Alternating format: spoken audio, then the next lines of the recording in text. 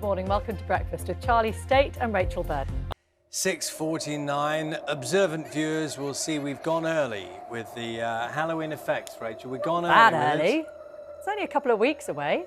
Because you were saying, Rachel, that there is a lot of talk in amongst quite difficult times about how to celebrate Halloween. Of course, because it's the next moment, isn't it, that we can all, well, not get together, but in theory have a sort of pause of celebration. Yeah, but necessarily presents, given the way it's normally, you know, trick-or-treating and, or, you know, household, that presents a number of problems. Yes, it does.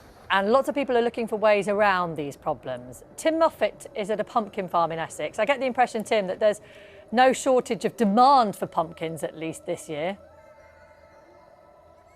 Absolutely, yeah. Good morning to you from Camershall Farm. We're on the Essex-Hertfordshire border, and this farm has been in the same family for more than 100 years. But the last 5 years in particular, pumpkins have become big business. They grow more than 20,000 each year.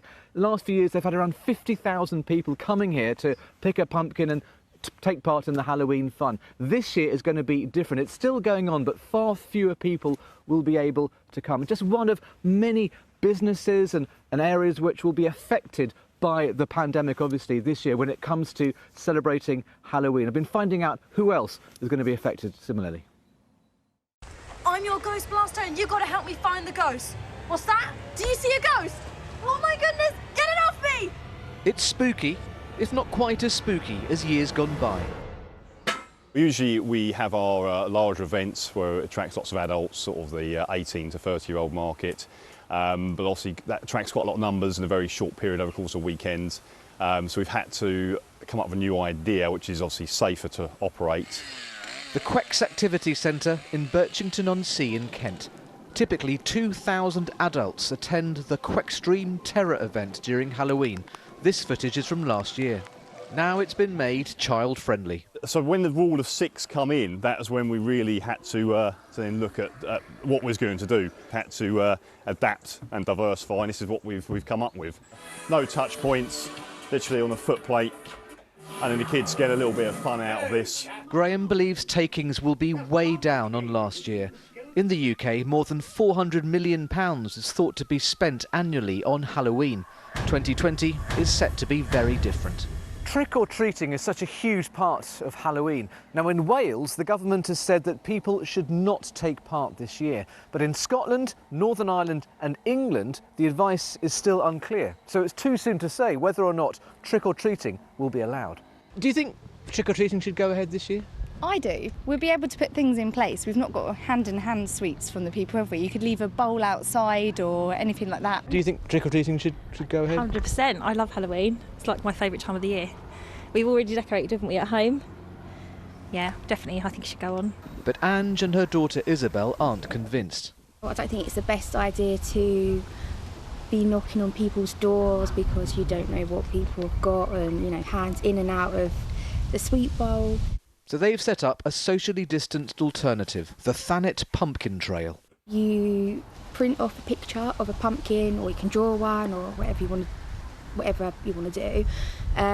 Colour it in, you put it in your window, and then children will go out, they'll go around spotting the pumpkins, and their adult will give them a sweet each time they spot one, and then they'll go and find more.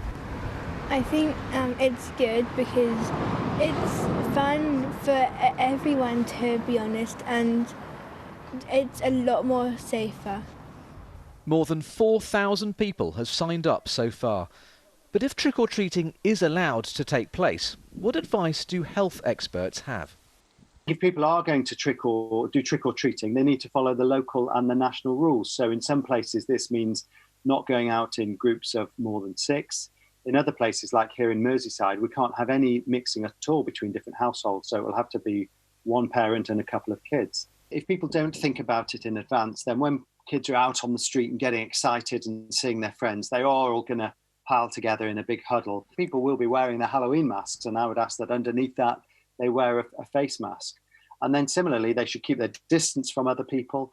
And when it comes to if people want to put sweets out, they need to do it in a way which is safe. So have them spaced out along the doorstep, or have them hidden in different places around the garden, the front garden. At the Little Brown Fairy cake shop in Westgate-on-Sea, Nicola is trying to turn around a difficult year. I opened the shop in February this year and then closed in March.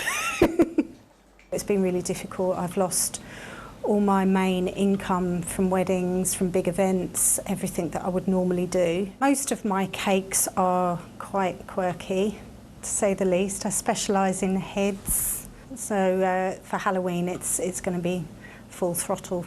You have to adapt to survive. In America, Halloween is huge. In the UK, it's been getting bigger and bigger. But this year at least, that could be about to change. Some pretty impressive cake making there from Nicola, has to be said. Now, we're on Camershall Farm this morning. A lot of pumpkins surrounding us. Jonathan, you're the farmer and the owner of this farm. Tell us, how have you been affected this year? Because normally you'd have some 50,000 people coming here, wouldn't you? Yes, it's a mad time of year. Everyone's enjoying the Halloween experience. Since the COVID situation, we have had to do a ticketing operation with all of our soft fruit and pumpkins. So people have a slot, they buy a ticket, and then they come along. So we limit the amount of people coming so that it's safe for our staff and for them. Do you think people underestimate how big a industry Halloween is? I think people are just starting to get to grips with it. It's obviously America, it's been huge there for a long time, and now it's got very big here. Some people are saying it's getting as big as Christmas, so yeah, it's exciting. And finally, so people will still be able to come, but it's going to be different, and in a way, somewhat, maybe a little bit better in some ways. In some ways, it's better. It's a lot calmer because we know how many people are coming when. Everyone's got lots of space, so it's not too crowded. But people just they can't stay for as long. They can't sit down and have something to eat. They've got to have a takeaway. They can't do all the crafts that we used to do. OK, Jonathan, thanks ever so much indeed. Good luck with your Halloween this year. It's going to be a little bit different. A lot of pumpkins, though, to enjoy, and we're going to be taking a walk around the farm a little later. Thank you, Tim. Those white pumpkins are amazing. We'd like to hear from you this morning on your plans for a socially distanced Halloween. Have you found a way to make it particularly spooktacular or special this year?